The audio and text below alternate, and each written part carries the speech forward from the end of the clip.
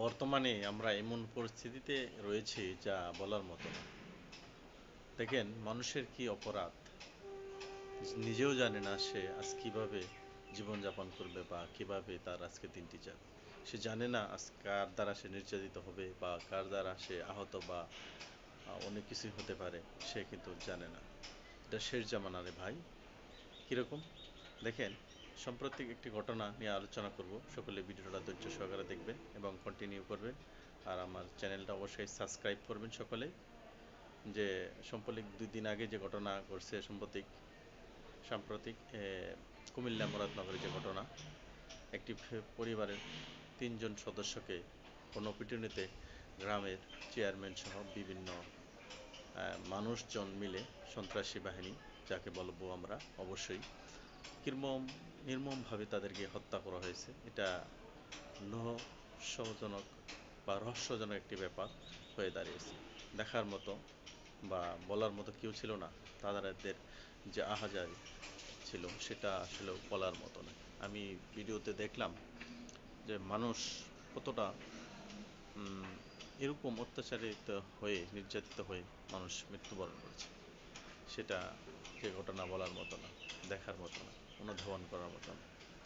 বাংলাদেশে বর্তমানে কি হচ্ছে সেটা আপনি আমি হয়তোবা জাজ করতে পারছি না। হ্যাঁ, হয়তোবা করতে পারছি কেউ কেউ, আবার কেউ কেউ জাজ করতে পারছি না। কীরকম যে এরকম একটা ঘটনা ঘটে গেল, আমরা দেখলাম জনগণ কেউ কোনো সুরাহা করলাম না। আইন শৃঙ্খলা বাহিনী থেকে সকলেই হয়তোবা নীরব ভূমিকা পালন করছে কিনা জানি না, যতটা সাধ্যস্বরূপ ততটা করেছে। তাহলে দেশের আইন শৃঙ্খলা কতটা ভবঘুরে হয়ে গেছে তা দেখার আর বাকি নেই। আর স্বীকারোক্তি, যে মহিলাকে হত্যা করেছে তার 3টি মেয়ে, একটি ছেলে ছিল। তাদের তার মাকে আর ছেলেকে আর একটা মেয়েকে হত্যা করা হয়েছে দেখলাম। খুবই মানে একদম নেক্কারজনক কাজ এটা। কি বলবো, আর বলার মতন। তাদের ভাষ্য অনুযায়ী এরকমভাবে পেটানো হয়েছে, এরকমভাবে আঘাত করা হয়েছে, ছিন্ন বিচ্ছিন্ন করে ফেলেছে। সি, ধিক্কার জানায় মানুষকে। মানুষ যে যত অন্যায় করুক না কেন, যত সম্পদের পাহাড়ই করুক না কেন, সেটার বিচার বলতে কিছু একটা রয়েছে। কিন্তু বাংলাদেশে বর্তমানে যা হয়ে দাঁড়াইছে সেটা বলার মতো না। এ সকল কাজ থেকে আমি বিরত থাকতে বলবো। আপনারা মৃত্যুকে ভয় করেন, আমাকে আপনাকে সকলকে এই দেশ, এই দুনিয়া ছেড়ে যেতে হবে একসময়।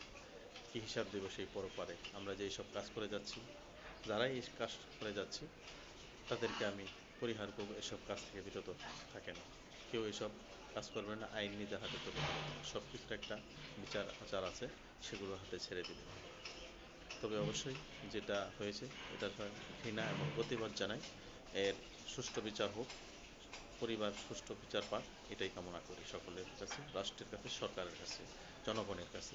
এটা আর্জি থাকলো ইনশাল্লাহ, কেউ আইন হাত তুলে নেবেন না ইনশাল্লাহ। সকলে ভালো থাকবেন। আসসালামু আলাইকুম। অবশ্যই চ্যানেলটি সাবস্ক্রাইব করবেন।